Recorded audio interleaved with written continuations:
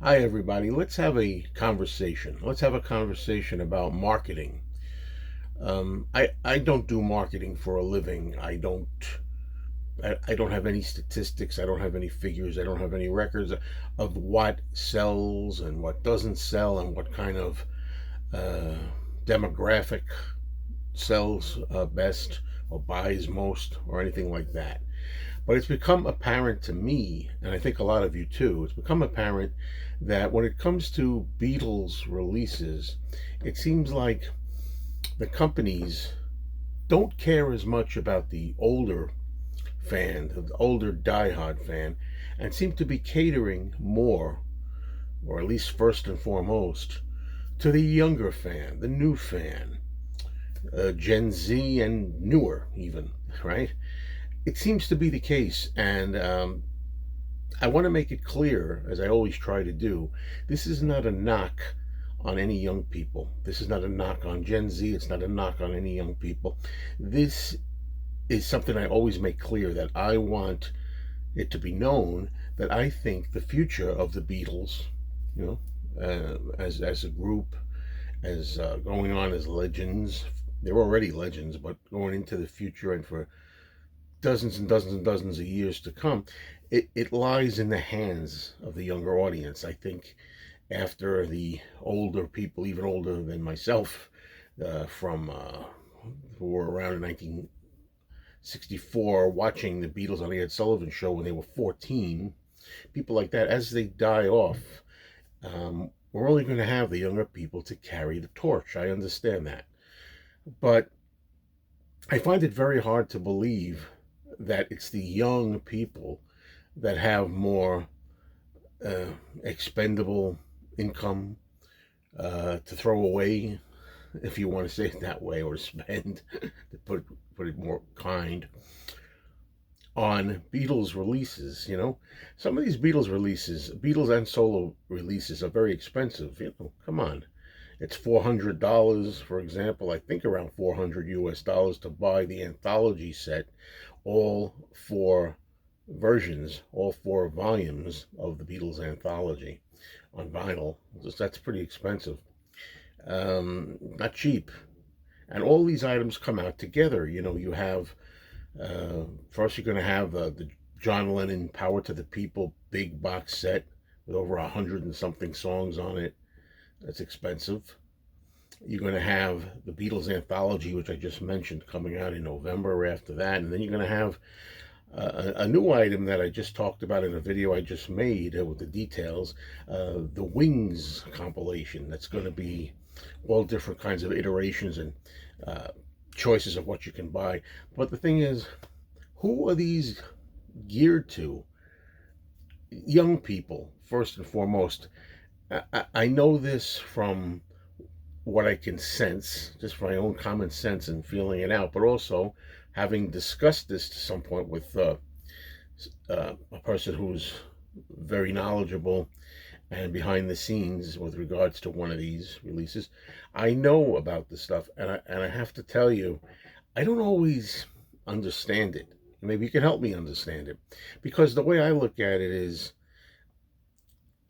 whether you take the Paul McCartney Wings collection or whether you take the Lennon Power to the People box or the Anthology, I always think that there are going to be a lot of older people, first, second generation, and so, that are going to buy. Now, let's put the Paul McCartney, the Wings compilation aside, because I really do believe, as I said in my video about that the Wings compilation that was just announced, that's really pretty much for new fans. Most of us older fans have all that already. So that's maybe a separate thing. Okay, that's a different idea. That's a whole different approach. That really doesn't fit this. I guess I'm talking for this video more about the John Lennon Power to the People box, and I'm talking about the Beatles Anthology, the idea of making everybody buy 4 volumes of this. It seems to be geared to people that are newer to the Beatles. Okay, here's my question when it comes to these box sets: Lennon, Beatles, and also to some extent McCartney. Not so much the Wings one that's new, but other past archives editions, the McCartney archives and things like that. if you could find out the age of the people who purchase these physical media items, I'm talking about the physical media now. I'm not talking so much about streaming. I'm talking about physical media purchases. You gotta believe, I have to believe that these are mostly done by older people. You know, people of 40s and above, 50s, 60s, 70s, 80s. I would think they have the disposable income, so to speak. They have the more mad money. They have a little more than young people. How do you expect a 14-year-old or a 15 or 16-year-old, 17, 18-year-old to 20-year-old to be able to afford this stuff? They can't. And at the end of the day, even though I think this is a horrible reality, uh, streaming is taking over in a big way, replacing physical media. There are people, young people, that really would rather have streaming. So I'm trying to understand why some of these releases are catered to the young when the young don't have the real income to spend on physical media. They don't even care as much about physical media. I would have to think that Lennon, Power to the People, is more for the older people. It should be. I don't think they're thinking that way. I think they're thinking first and foremost it's the younger. But same thing with Anthology. I think this idea of, hey, you know, a lot of these people, these kids probably don't have Anthology 1, 2, and 3. So we're going to make them get all of them together, and then they'll have them. Whereas the older people, like myself, who already have 1, 2, and 3, have to rebuy them again. Do you know what I mean? Buy them twice to get the new chapter number 4.